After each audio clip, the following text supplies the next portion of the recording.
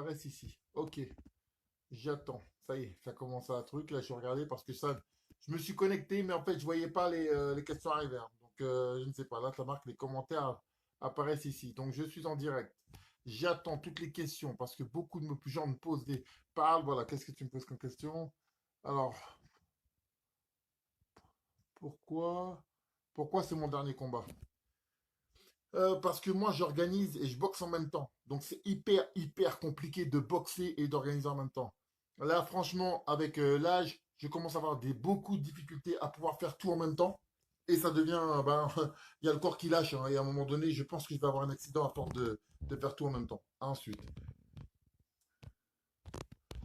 Ah oui, concernant l'autre gros cochon. L'autre gros cochon. Alors, écoutez-moi bien.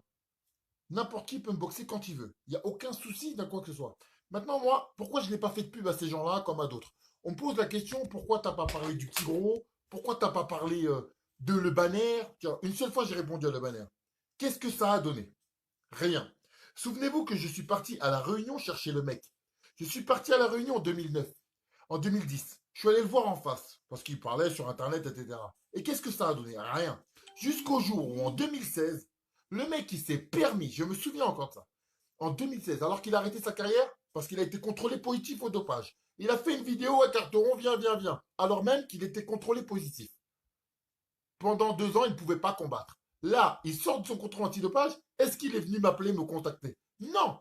Donc, le but de cette manœuvre qu'ils font tous, c'est que je parle d'eux pour augmenter leur popularité. Moi, je veux bien augmenter leur popularité, je veux même terminer leur carrière. Mais en fait, ce sont des bluffeurs. Tels que l'autre, un jour, il y a que Sinistra qui dit que je m'entraîne chez moi à 4 heures du matin, euh, qu'il n'arrivait pas à me trouver, qu'il devait venir me chercher chez moi. En fait, vous m'avez tous vu, hein, je suis parti chez lui chercher moi. Moi, je vais voir les gens, je les vois en face. Maintenant, attendez, concernant tous ces gens, ils sont là en train de bégayer, bégayer. Ils racontent des trucs. Moi, je leur mets, tiens, le petit gros là. Euh, depuis quand, j'ai première chose, depuis quand en fait, petit gros porc que tu es, j'ai jamais vu ça. En poids lourd, vous avez déjà vu des poids lourds thaïlandais dans votre vie? Attendez, parce qu'il y a trop de questions, mais je vais commencer par celle-là. Vous avez déjà vu des poids lourds thaïlandais dans votre vie? Les poids en maximum en Thaïlande, c'est 70 à 75 kilos. Ensuite, un petit gros se permet parce qu'il a battu Daniel Sam. Vous prenez Daniel Sam pour une tuerie de la boxe. Daniel Sam, comme il arrive à tous les boxeurs, ça a été ma seule défaite en 10 ans. Quel boxeur, à part moi, a été invaincu pendant depuis 2009, ouais, en 2009 en boxe thaï, ouais, jusqu'à 2016, 7 ans. 7 ans invaincu. Personne. Cette défaite, et encore à l'unanimité, et encore, c'était vraiment limite. Quand il a fallu faire la revanche, qu'est-ce qui s'est passé? Le certain. Eh ben, il a fui. Alors que il sait très bien que moi, je boxais, j'organisais, c'était difficile, etc. Maintenant, tout le monde parlait de ce combat comme si c'était le combat du siècle, etc. C'était pas un championnat du monde. Il a perdu un combat. Mais personne n'a perdu. Mais personne n'est resté invaincu pendant 10 ans. Maintenant, moi, je vais vous donner un sujet. Vous êtes en train de parler des gens comme si c'était des grands champions. Michael Yapi, ça vous dit quelque chose? Cyril Gann, ça vous dit quelque chose?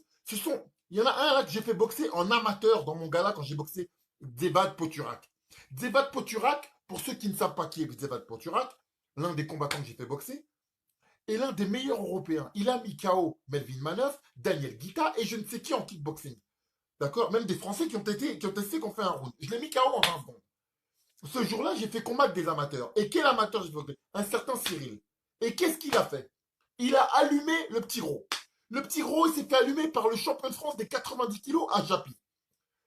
Pourquoi tu t'exprimes? Alors, moi, l'année dernière, je finis mon gala à Bercy. Je suis mort. Parce que moi, organiser Bercy, on est deux, hein, tout seul. Qui a organisé et boxé à Bercy? À part moi, personne. Je me prends la tête, je vois les gens, ils parlent sur moi. Ils peuvent s'exprimer. Après, ensuite, ils sont en train de dire qu'ils avaient 300 000 euros. Vous avez déjà vu un boxeur? Ce mec, ce petit clochard, je vais vous dire, que je vois tout ça, là, c'est beaucoup de choses. Là, je dis, ouais, on s'en bat les... nanana, nanana. Voilà. Ensuite, ce petit cochon, c'est très important, vous le sachiez. Ce petit cochon, il a... Qu'est-ce qu'il a fait, le petit cochon? Ah ouais, Le mec, il raconte aux gens qu'il a 150 combats. T'as 150 combats. Alors, explique-moi, quand tu fais un combat par an, multiplié, t'as 23 ans ou 24 ans, ça fait 6 ans.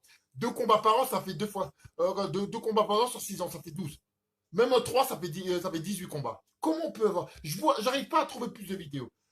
En train de se branler sur un petit combat contre une merde. Qu'est-ce qu'il est devenu, le Daniel Sam? Rien. Donc voilà. Moi, j'ai pas de temps à perdre à raconter ta vie avec toi. Tigro, si t'avais 300 000 euros, tu me les déposes chez moi, hein, moi je viens. Je viens les récupérer, je viens de boxer, je te nique ta mère. Je te dis clairement, je te d'explose la tête. Sauf que le problème, c'est que tu boxes dans des galas à 10 euros. Japi, c'est la salle des amateurs à République. Et il n'y a que les clochards à 10 euros qui boxent là-bas. Point. Ça, c'est réglé. Ensuite, on passe à autre chose. Alors, c'est pourquoi le combat contre eux. Pourquoi tu parles comme ça? Tu bégayes. Mais ferme ta gueule. On va dire, c'est bon. Tatati, tu viens quand avec les gilets jaunes? Écoutez, moi, les gilets jaunes, ça me fait beaucoup de peine ce qu'il en arrive, sincèrement. Dans le sens où c'est légitime, ok? Parce que les gens des campagnes, on les entend pas. Dans le sens où on n'entend pas les gens on n'entend pas les gens des campagnes. Là, ils se sont rebellés parce qu'avant, ils étaient. Bah, c'est plus facile pour nous dans une cité de faire une émeute quand on est 30 ou 40. Dans un village, ils sont un ou deux. Pas de souci. Le problème, c'est que la méthode, elle sert à rien. Que les émeutes, je les ai connues avant eux. Et ce qu'ils font, en final, je sais pas si ça va apporter quelque chose. Pourquoi? Parce que ce qui rapporte truc, c'est d'être organisé et de décider de voter pour quelqu'un en commun. C'est tout. Parce que la misère, et pas faire des concours de misère. Maintenant, les gens, ils votent pas. Après, ils disent, ouais, on a choisi Macron à la place de Le Pen. À la place de Le Pen. Ah, mais faut arrêter. Après, il y a eu les législatives. Pendant les législatives, vous avez voté pour qui? Pour Macron. Et là, il n'y avait pas d'histoire de Le Pen. Donc voilà, à un moment donné, il faut assumer ses votes. Les gens n'assument rien, c'est ça le problème. Là, j'espère, si vous arrivez franchement à avoir bien de cause, ben, tant mieux, que si je paye moins cher mon essence, tant mieux. Mais je peux pas être solidaire à un truc comme ça parce que pour moi, là où il fallait avoir les couilles, c'est d'aller voter et de ne pas avoir la flemme. Parce que pendant les législatives, vous n'avez pas voté. Pendant les élections juste avant, vous n'avez pas voté. Voilà, point. Alors, tu as quoi? Tu as tu t'es anglais dans ton gars. Comment, comment va Alain? Il va très bien. Vive, vive les gilets jaunes. Bah, il n'y a pas de problème avec les gilets jaunes, ok? Ok, ok, ok, ok. Moi, la réalité. La réalité depuis 2006. Ah ouais, on parle de mon palmarès. Ah oui, alors, qui est le boxeur qui était le plus difficile pour moi? Le seul combat que j'ai perdu, j'ai mal au crâne parce que je suis parti blessé, c'est Paul Slovinsky. Ensuite, deuxième combat qui a été dangereux, c'est Ashwin Balrak. Ashwin Balrak de Bad Boy. Le troisième, puisque vous connaissez rien à la boxe, c'était comment Marcin Rosalski. Tiens, il y avait un certain Le Banner là qui devait l'affronter. Qu'est-ce qu'il a fait? Il l'a pas boxé. Il l'a pas boxé. Il a raconté sa vie. Il a fait une fois. Il a dit son cinéma. Et au mois de septembre, il devait le boxer. Il l'a pas boxé. Ben voilà, entre parler et ne rien dire. Ensuite, qui avait qui encore qui était dangereux? Andrei Gerashmuk. Andrei Gerashmuk, si vous connaissez pas, c'est lui qui a fait la demi-finale contre moi au Thai Fight. Qui a gagné le Thai Fight? Qui est le seul champion du monde poids lourd en boxe thaïlandaise? Qui est le seul? Ensuite, on va parler aussi des ceintures. La ceinture WBC. Eh bien, il y a cinq champions du monde dans cette télé. Il y en a un qui s'appelle. Tiens, James Wilson, il avait la ceinture. Je sais pas pourquoi et comment il l'a eu. Samuel la ceinture. Le petit gros, la ceinture. Ils ont tous la ceinture. Il faut savoir que cette ceinture, elle est interdite en France. Il faut savoir qu'elle est interdite en France. Pourquoi elle est interdite? Parce qu'il y a Magouille et compagnie. Donc, à un moment donné, voilà. Ensuite, concernant les salaires des boxeurs, le salaire des boxeurs, vous savez combien ils touchent? 400 euros par combat. 400 euros. Moi, tu vais me déplacer pour 500 euros alors? Ouais, c'est ça, ouais. Allez, ça c'est réglé. D'accord. Non, mais c'est des grands malades, ils s'inventent tous des vies, les gens, ils s'inventent tous des vies. Et en fait, ils sont tous en train de raconter leur live. J'ai donné plusieurs rendez-vous là. Je suis parti courir à Vincennes. Je donne des cours. Je suis dans ma salle tous les jours. Si tu veux passer me voir, si quelqu'un voulait me voir, il y a aucune difficulté à me trouver. Oui, que j'étais la semaine dernière dans une salle à Maison Alfort où je mets bien l'adresse pour que s'il y a un boxeur qui a quelque chose à me dire, il vienne me le dire. S'il y en a un qui a envie de me voir, il a encore une date. Mercredi, je fais ma pesée, il débarque et je l'explose sa mère. Voilà, soi-disant, ils ont de l'argent. Eh, prends l'avion, viens me voir et déplace-toi. Moi, tous les boxeurs que j'ai défiés, ou par exemple, je les ai pas défiés sur Facebook, je suis allé les voir directement. Directement, viens voir, qu'est-ce qu'il y a, qu'est-ce qu'il y a. Ils m'ont dit oui, ils m'ont dit non, salut, allez, on passe à autre chose. Mais arrêtez de raconter votre vie sur Internet. Si quelqu'un a un problème, mercredi, je fais ma pesée à Montlhéry dans un grand théâtre, vous venez, vous vous déplacez. Et il n'y a aucun souci. Oh, tac. Que penses-tu de la détérioration de l'Arc de Triomphe? Mais c'est une. Alors les gens se disent patriotes. Les gens, ils se permettent de parler de patriotisme, etc. quand ça les arrange. Et en fait, jamais j'aurais touché à l'Arc de Triomphe. Là, vous avez failli exploser la tombe du soldat inconnu.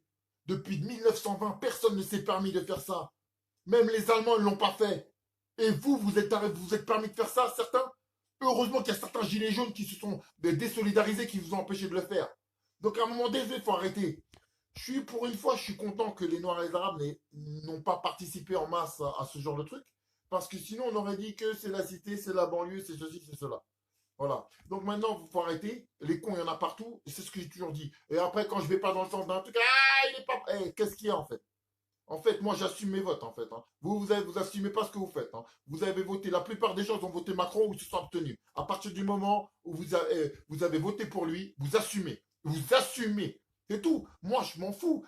Voilà, ça y est, c'est fait. On n'a plus le choix. Moi, voilà, fin. Alors, qu'est-ce qu'on peut raconter? Alors,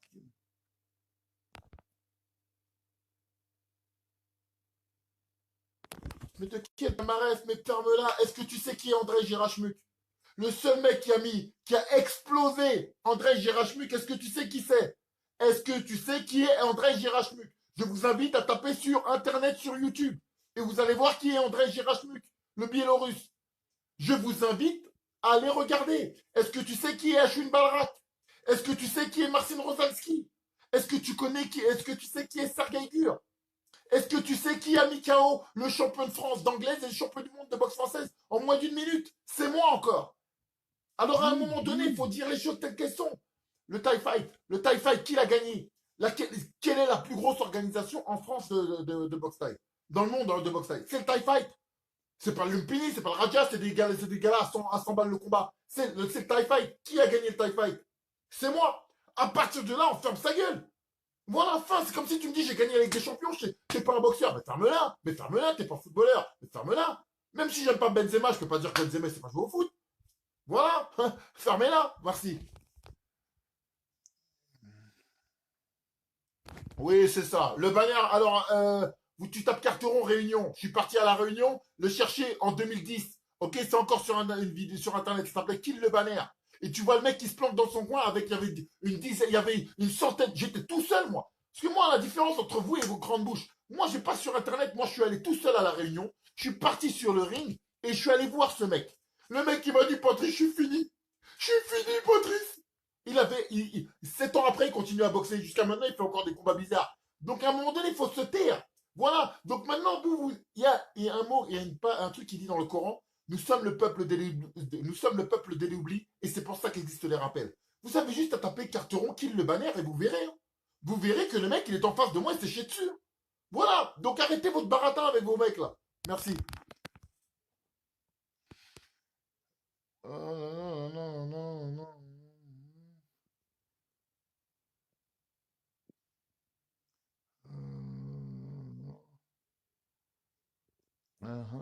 Ok, ok, ok. Ok, qu'est-ce que je.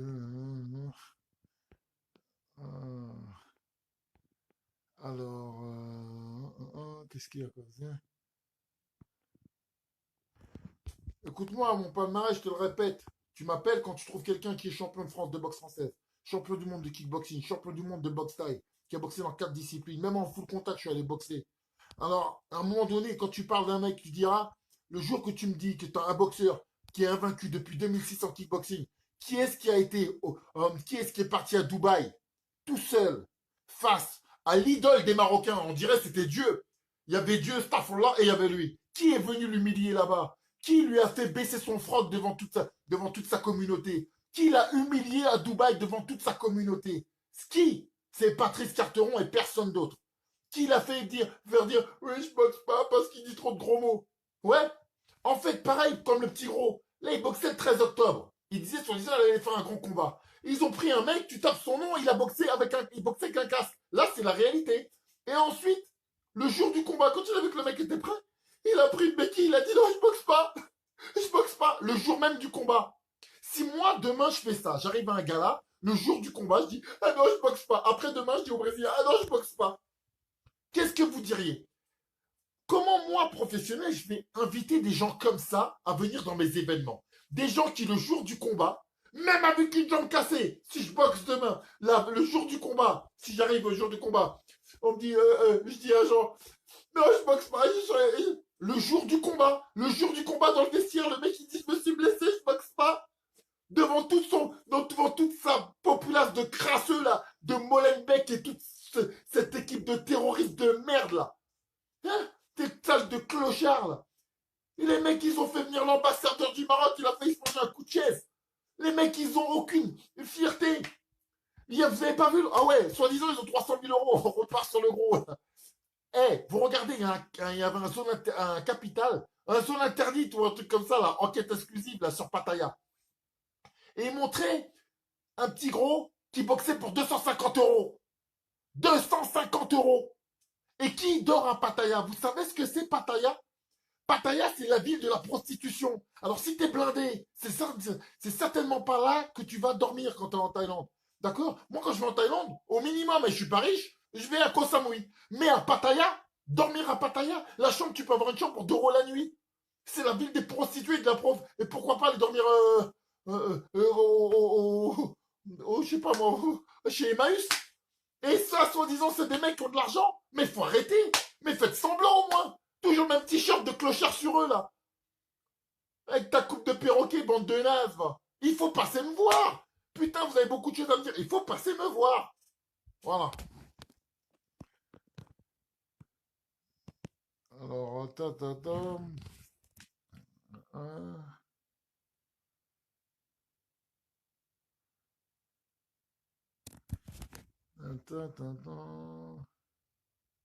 Alors, ensuite que je pense de McGregor. McGregor, c'est un grand champion. McGregor, il n'y a rien à dire. McGregor, justement, c'est lui qui a donné de la visibilité à l'autre, la Khabib, je sais pas quoi, je ne sais même pas son nom à la base.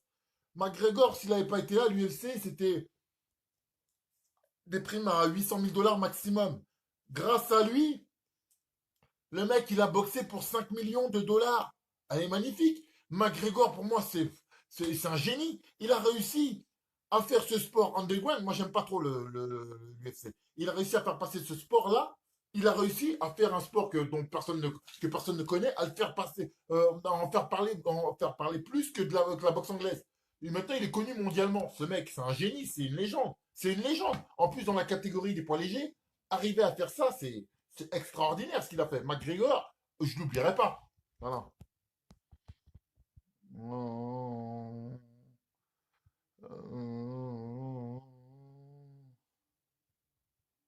oui, je suis le roi des prétentieux, hein. La France, elle n'est rien du tout en révolution. Maintenant, Macron, effectivement, il devrait respecter les gens.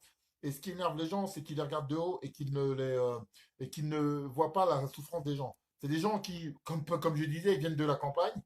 On ne peut pas faire des meutes quand on est deux dans un village de 30 personnes. Là, grâce à Internet, ils ont réussi à se rassembler. Ils ont montré leur colère, etc., etc. Mais bon, de toute façon, ils vont faire la meilleure expérience qu'on a fait aussi dans les cités. C'est que tout ça, ça ne sert à rien. Ils vont leur donner un petit pansement. Mais au final, ça ne va rien changer. Ce qu'il faut, c'est voter. Et c'est pas voter parce que le mec, il est beau gosse, parce que ceci, cela. Faut voter. Il faut voter sérieusement. Dès le premier tour, faut être concentré dessus. Faut pas être là comme ça. Le droit de vote, c'est aussi une obligation quelque part. Parce qu'après, on peut pas se plaindre. Ce gars-là, il est sorti de nulle part. Moi, je vous aurais posé la question hier. Qu'est-ce que vous pensez de Macron? Ah, il est beau gars, ça c'est une bonne idée. La gauche et la droite en même temps, etc. Donc voilà, maintenant, il faut assumer. C'est notre président, qu'on le veuille ou non. Pour rêver, Macron démission, il va pas démissionner. Et puis voilà. Et puis si on verra si vous allez tenir jusqu'à Noël. Franchement, voilà. Maintenant, respect pour ce qu'ils font. Il n'y a pas de problème. Mais Moi, ça m'énerve parce qu'il fallait voter avant, c'est tout.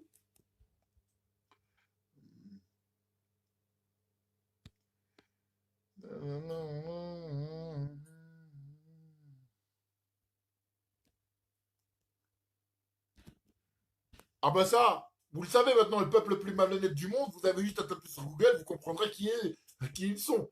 À un moment donné, ils sont tout le temps en train de mentir. Quand un mec il te raconte des conneries, tu leur dis, à ces mecs-là, moi, je parle plus avec eux parce que c'est des menteurs, mais de fous. Écoute-moi bien, c'est des menteurs de malades. En fait, un gala, ça s'organise minimum 5 mois à l'avance. Moi, je suis organisateur, je boxe pas pour les gens. Ça fait 9 ans que je ne boxe plus pour personne. On arrive, on me sort le 20 septembre que je vais boxer le 13 novembre, je ne sais où. Eh, mais il n'y a que les imbéciles pour croire à ça. Les gens, plus c'est gros, plus ils écoutent. Mais quand j'ai envoyé une plainte à la fédération belge, le lendemain, ils ont écrit c'était une erreur graphique. Ah, ah, parce qu'ils essayent tous de se faire de la pub sur mon dos. Eh, moi, je me souviens de moi, de 2004 à 2009, je boxais pour tout le monde partout. Et ce qui se passait, c'est que vous étiez dégoûtés quand je gagnais. Ça vous arrachait le cœur. Et à un moment donné, quand j'ai boxé contre Bob Sapp, j'ai dit stop, je boxe plus pour vous, allez tous vous faire. C'est terminé, c'est terminé. Maintenant, vous me courez tous derrière, viens, viens, viens. Mais je vais nulle part, moi. Je vais pas dans vos galas. Je préfère mourir de vous que vivre à genoux. Jamais je ne boxerai pour qui que ce soit. En fait, c'est pas une question de truc. Je boxe à l'étranger s'il y a un plan, mais jamais je vais faire gagner 1 euro à un organisateur en France. Ah ouais, ah oui, sans parler de trucs. Mais pourquoi ça a commencé? Vous savez comment ça a commencé, cette pseudo-légende? C'est parce que nous, en fait, on organise le premier événement qu'on a organisé à Paris. On l'a organisé en 2015. Et malheureusement, la ville de Paris nous donnait que le jeudi pour organiser nos galas. Donc nous, on a pris le jeudi, on était dégoûtés. Et comme il y avait un concurrent qui organisait le vendredi des galas, ils étaient dégoûtés parce qu'on avait rempli la salle. Mais nous, c'était pas notre faute, on savait pas qu'ils organisaient le vendredi. On n'est pas en guerre avec eux. Et depuis, ils ont commencé à nous critiquer, à tout faire pour que je vienne chez eux. Mais vous rigolez, depuis quand le patron de Carrefour, il va aller travailler chez Lidl? Ça veut dire que je suis pas l'organisateur. Si moi je vais aller travailler chez vous, mais vous êtes malade. Le mec, c'est un fils à papa, sa mère est une ancienne prostituée. C'est la réalité, sa mère est une ancienne prostituée et ils ont acheté un bâtiment, il faut des entraînements, etc. Mais en fait, c'est un loisir pour lui. Moi, c'est pas un loisir, moi. Moi, je travaille, moi. Moi, je travaille, j'ai pas le temps, moi. Et donc, il a même pris le petit gros, là, comme chez lui, il dormait chez lui. À ce moment-là, quand il était en France, il parlait pas de moi. Parce qu'il sait très bien qu'on peut se rencontrer n'importe où dans la rue. Et là, attends, il est au fond de la Thaïlande pour dire ah, viens, carton, viens, carton. Ta gueule. Si t'as envie de me voir, la salle, elle est en face. Vous aviez juste à passer et me passer. C'est très simple. C'est très simple de me rencontrer. Ceux qui disent qu'ils peuvent pas me rencontrer sont des menteurs. Voilà. Alors,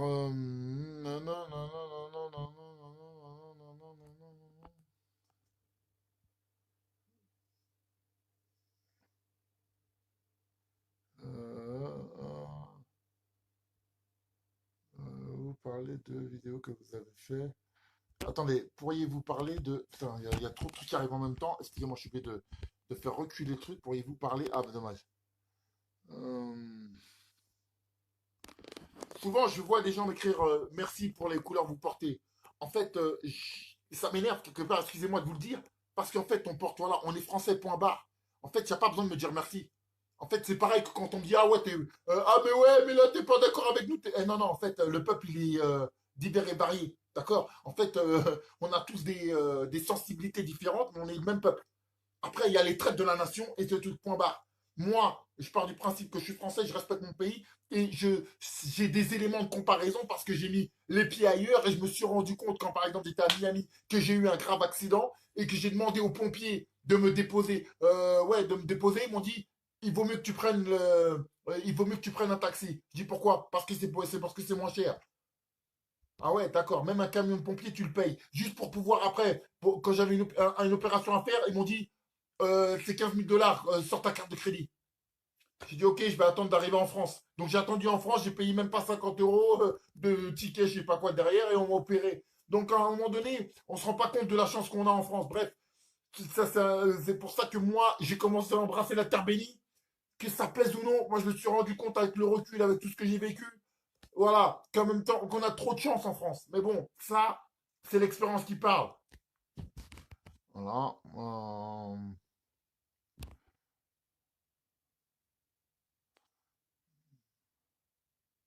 Attends, ça sert à quoi de poser des questions si tu réponds pas? Mais si, parce qu'attends, il y a trop, mais tu crois que je rêve ou quoi? Il y a je sais pas combien de questions. Attends. Euh... Oui, bah ça doit... je sais pas en fait. Attends. Voilà, voilà, voilà. Ah, que je vois, pareil, avant, je diffusais mes événements. Je suis passé sur Canal Plus des années. Je suis passé sur telle chaîne. À un moment donné, il faut savoir que les organisateurs en France, ce sont des prostituées. Ce sont des tapins. Et tout ce que vous voyez sur certaines chaînes, les mecs, ils donnent presque de l'argent pour diffuser leur événement. Moi, j'ai décidé, en 2015, j'ai dit, moi, je diffuse pas mes événements, c'est terminé. À la rigueur, je pourrais faire un Facebook Live pour faire plaisir aux gens. Et puis, de toute façon, il y a toujours des gens qui filment et qui font leur truc. Mais moi, je vais pas leur faire gagner de l'argent à des gens qui nous soutiennent pas. Les mecs là qui diffusent, mais ce sont des mendiants, ce sont des tapins, c'est eux les mendiants. Et après, ils se plaignent. Ouais, la France ceci, ouais, la France cela. Mais attends, si tu te respectes pas, les gens vont pas te respecter. Tu peux avoir gratuit quelque chose, je le fais gratuit. Voilà.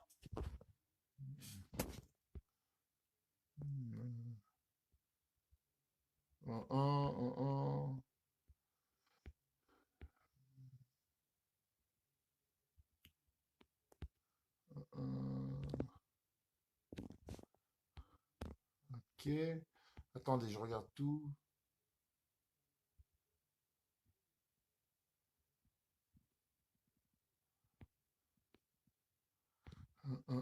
Tu te. Voilà. Mais des fois, il y a beaucoup de conneries, excusez-moi, je peux pas tout lire. Ouais, c'est ça. Voilà, bon, bah, il n'y a plus de questions intéressantes, hein.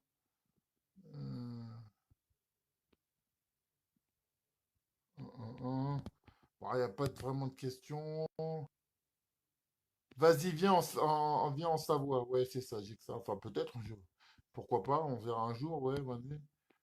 Écoute, on retourne. Ouais, c'est ça. Ok, ok, bonjour, voilà, voilà. Bon, il n'y a plus de questions, hein. Bon, bah, écoute, je vais te faire terminer tes Jean-Yves Virgile. Je vais te faire gagner du temps et je vais te bloquer. Comme ça, au moins, tu perds moins de temps dans ta vie. Voilà, c'est réglé. Ouais, voilà. Excuse-moi, refaire. Euh, pour ceux qui parlent avec moi, là, en fait, de boxe, sachez une chose. C'est exceptionnel ce que j'ai fait. Aucun boxeur n'est resté plus de 7 ans invaincu. Depuis 2006, je suis invaincu en kickboxing. Et en boxe je suis resté 7 ans invaincu.